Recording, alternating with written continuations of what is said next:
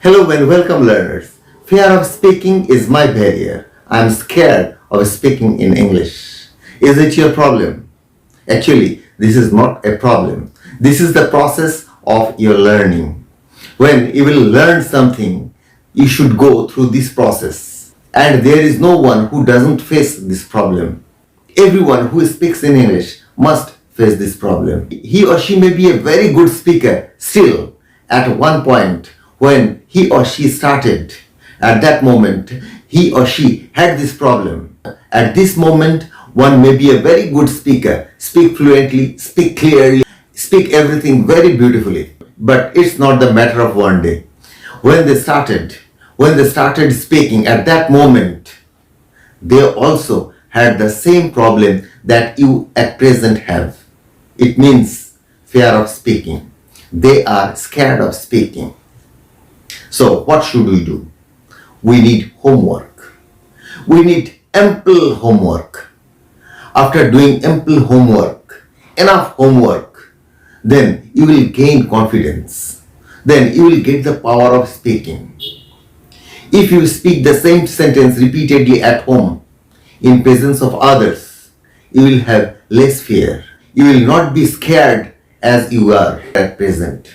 If you speak at that moment, you will have the confidence. Yes, I know the constructions.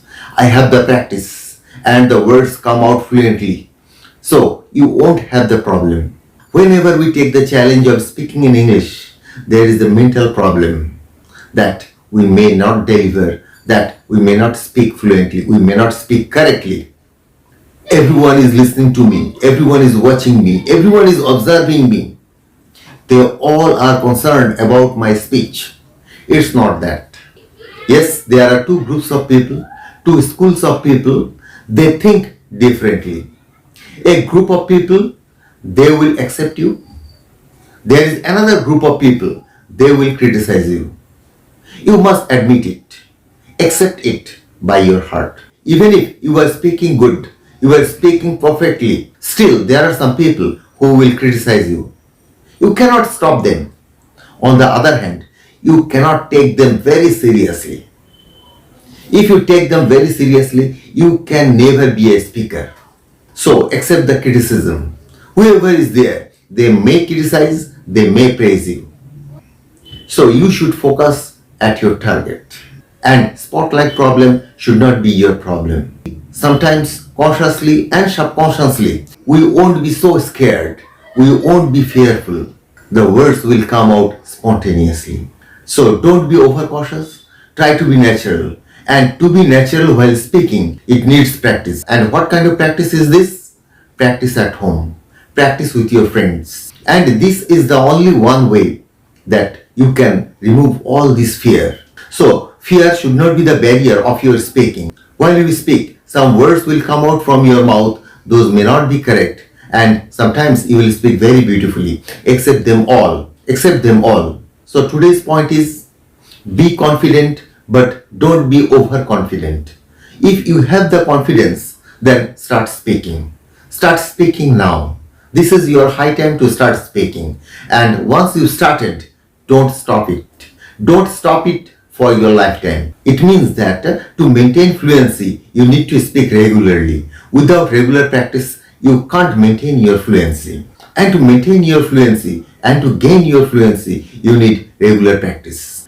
And to continue your practice, you should follow the 4 pillars of the language. Those are reading, writing, listening, and speaking. The input devices are listening and reading. While you are reading, you are getting some new words, new constructions. When you are listening is more important because listening gives you the pronunciation, correct pronunciation, and on the other hand, the construction, formation of sentences. You can say that at the time of reading, we are getting the constructions. Yes, you are getting, and you are getting more time to understand. But while you are listening, you are getting your input through your ears. Those work differently because that when we learn a particular language, our ears take the major part. Yes, reading takes a great part. We get new words, new constructions, but when we hear them, it has different effect. So the four pillars are reading, listening. So reading and listening, these are input devices, and output devices is writing and then speaking. So what you should do, at first start reading, you will get some construction, you will get some new words, then start writing. It means that whatever you are getting, you can write them out also. You should write them also. It means that you are gaining a little power, reading and writing, and then start listening. And when you will listen and understand, it means that you are now more experienced. It means that when someone speaks, their speeches comes out fluently. And to understand, you don't get time.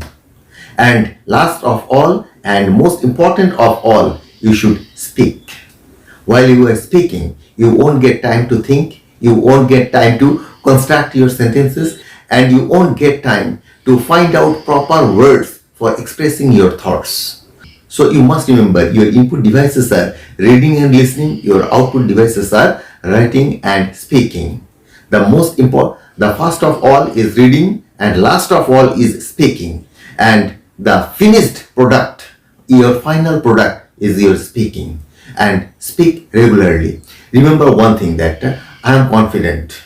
Without practicing, without knowing anything, without speaking at home, without making sufficient practice, I am confident. This is called over smarts. This is called overconfidence. You cannot express yourself at right moment.